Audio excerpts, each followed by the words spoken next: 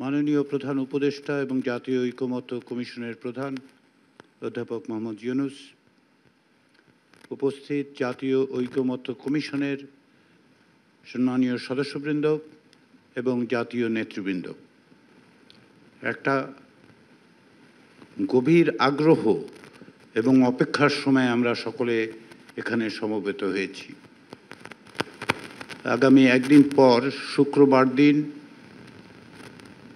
জাতীয় সংসদের প্লাজায় দাঁড়িয়ে আমরা আশা করছি যে জাতীয় সনদ যে প্রক্রিয়ার মধ্যে আপনারা অংশীদার হয়েছেন, অংশগ্রহণ করেছেন এবং যা প্রণয়নের সমস্ত রকম বাধা বিঘ্ন অতিক্রম করে আপনারা ঐক্যবদ্ধ থেকেছেন, তারই প্রতিফলন হিসেবে আমরা শুক্রবার দিন জাতীয় সনদে স্বাক্ষর করতে পারব, সেটাই আমরা আশা করছি।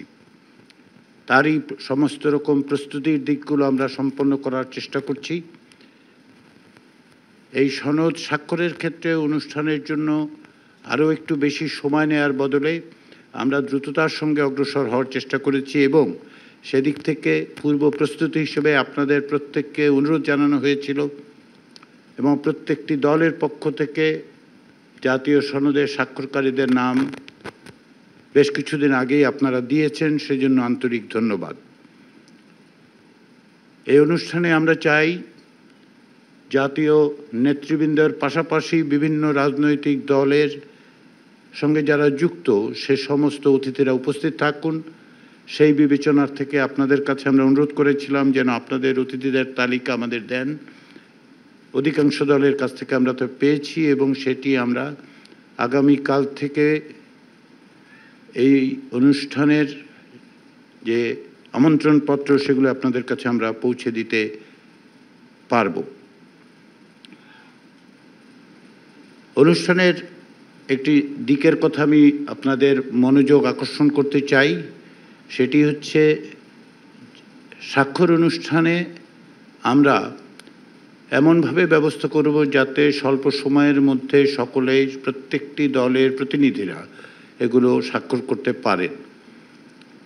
যদিও জাতীয় সনদ সমস্ত রকম তথ্য সম্বলিত হওয়ার পর প্রায় 40 পৃষ্ঠার মতো, সেক্ষেত্রে আমরা স্বাক্ষরের জন্য অঙ্গীকারনামার যে পাতাটি সেটি রাখবো যাতে করে আপনারা স্বাক্ষর করতে পারেন এবং স্বাক্ষর করার পরে সেগুলো সন্নিবেশিত করা হবে।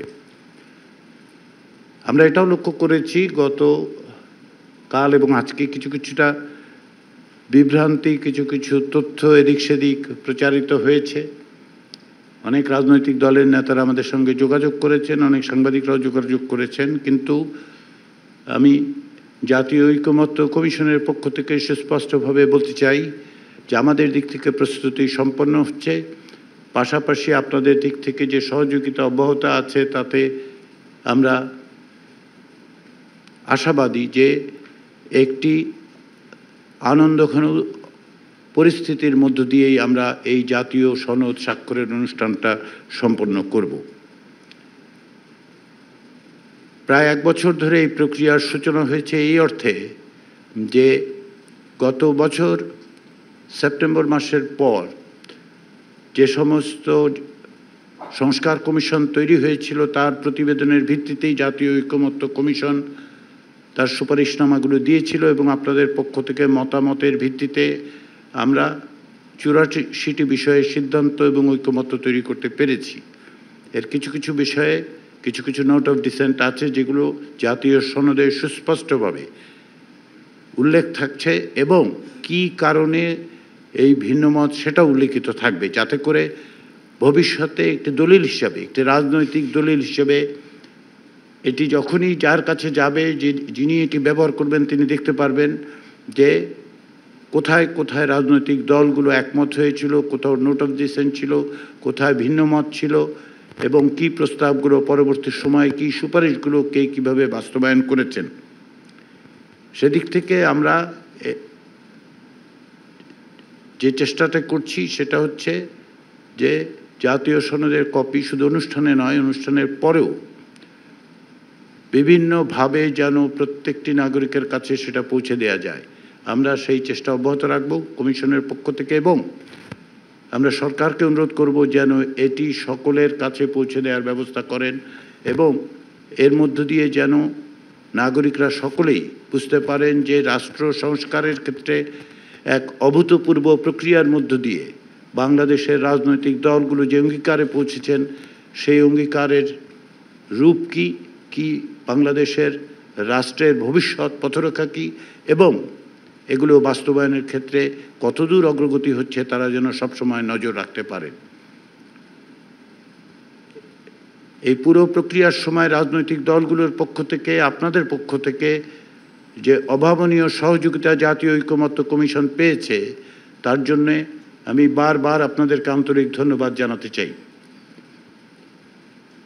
প্রত্যেকে অন্যদের ভিন্ন মতের প্রতি শ্রদ্ধা রেখে যে প্রক্রিয়ার মধ্যে দিয়ে আমরা এখানে উপনীত হয়েছি, তা প্রকৃতপক্ষে দক্ষিণ এশিয়ার কোথাওই কখনই ঘটেনি, সম্ভবত পৃথিবীর কোথাওই ঘটেনি। এর মধ্য দিয়ে আপনারা যে রাজনৈতিক সংস্কৃতি পরিবর্তনের ধারা তৈরি করলেন তা অব্যাহত থাকবে, এ বিশ্বাস কমিশনের আছে, এবং আমরা সেটাই আশা করি যে আপনারা সেটাকে এগিয়ে নিয়ে যাবেন। তো সর্বোপরি সেটা হচ্ছে একটি জাতীয় ঐক্য রক্ষা করা। আমাদের মধ্যে ভিন্ন মত থাকবে, রাজনৈতিক দলের মধ্যে ভিন্ন মত থাকবে, জাতীয় সনদেও অনেকের ক্ষেত্রে ভিন্ন মত আছে। তার সত্ত্বেও রাষ্ট্র সংস্কারের ক্ষেত্রে যে জাতীয় ঐক্য প্রয়োজন, যে জাতীয় ঐক্যের মধ্য দিয়ে ফ্যাসিবাদের যে শক্তি, সেই শক্তিকে পরাস্ত করা সম্ভব, সেটা আমরা সকলে মিলে নাগরিকরা অব্যাহত রাখবেন। সেটাই শুধু জরুরি নয়, অবশ্য করণীয় কর্তব্যে দাঁড়িয়েছে। কারণ হচ্ছে আমরা এমন একটা সময় দাঁড়িয়ে আছি যখন আমরা ভবিষ্যতের পথরেখা নির্মাণ করতে গিয়ে আমাদের বিভিন্ন রকম চ্যালেঞ্জের মোকাবেলা করতে হবে। সেই চ্যালেঞ্জ মোকাবেলা কেবলমাত্র একটি দল, একটি ব্যক্তি বা একটি প্রতিষ্ঠান, একটি সংগঠন, একটি সংস্থা বা একটি সরকারের পক্ষে সম্ভব হবে না। আমরা মনে করি জাতীয় সনদ সেই কাজে একটা দিক দিশা হিসেবে, দিগদর্শন হিসেবে কাজ করবে। সেই আশা থেকে, সেই প্রত্যাশা থেকে আমরা অপেক্ষায় আছি যে আমরা অচিরেই, অর্থাৎ শুক্রবার দিন বিকেলবেলা এই জাতীয় সনদে স্বাক্ষর করতে পারবো সকলে, এবং তার মধ্য দিয়ে আমাদের এই যে দীর্ঘ যাত্রা, সেই যাত্রার একটা নতুন অধ্যায়ে আমরা প্রবেশ করতে পারবো।